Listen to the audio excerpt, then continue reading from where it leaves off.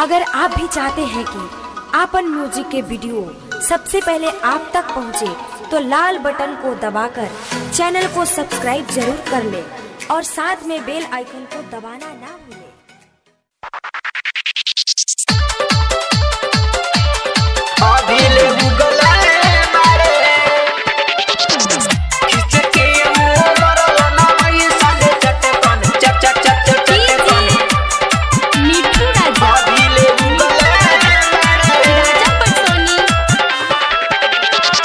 सुहाग वाली रतिया में पिया घूंघटा उठावले मारे, सुहाग वाली रतिया में पिया घूंघटा उठावले मारे। चुमा ना दिहनी सखी एही से रुसले मारे, चुमा ना दिहनी सखी एही से रुसले मारे।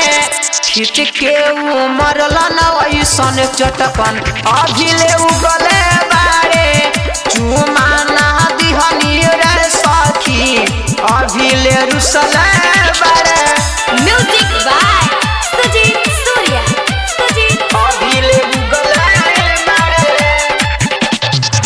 खिच के मरल नैसन चटकन मीठू राजा, राजा पटसोनी अभिले उगले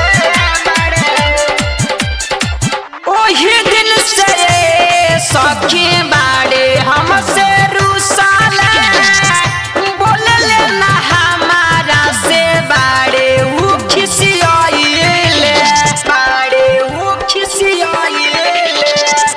ओही दिन से सखी बाड़े हमसे रुसाले, बोलले ना हमारा से बाड़े उ खिसियाइले। ओही दिन से हमारा के बड़ी उता धसले बाड़े, ओही दिन से हमारा के बड़ी उता धसले बाड़े। चुमा ना दिहनी रे सखी एही से रुसले बाड़े। खिच के मरल नैसन चटकन अभिले उगले बाड़े, अभिले उगले बाड़े।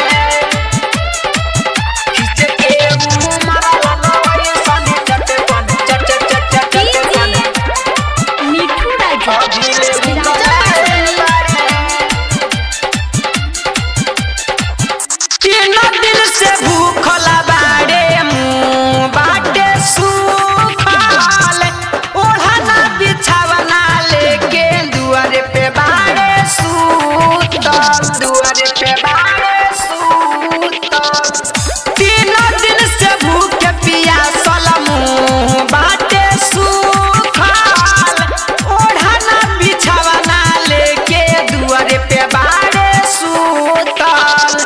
गईनी जहाँ गावे सखी उठ के बाड़ा पिटल बाड़े, गईनी जहाँ गावे सखी उठ के पैन से पिटल बाड़े।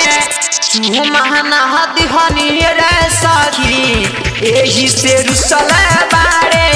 खिच के मरल नैसन चटकन अभिले उगले बाड़े, अभिले उगले बाड़े। खिच के मरल नैसन चटकन मीठू राजा, अभिले राजा पटसोनी मनोहर दीवाना पिया करता रे खेला, अभिले न चलल सखी जवानी परेला, जवानी परेला। मनोहर दीवाना पिया करता रे खेला, अभिले न चलल सखी जवानी परेला।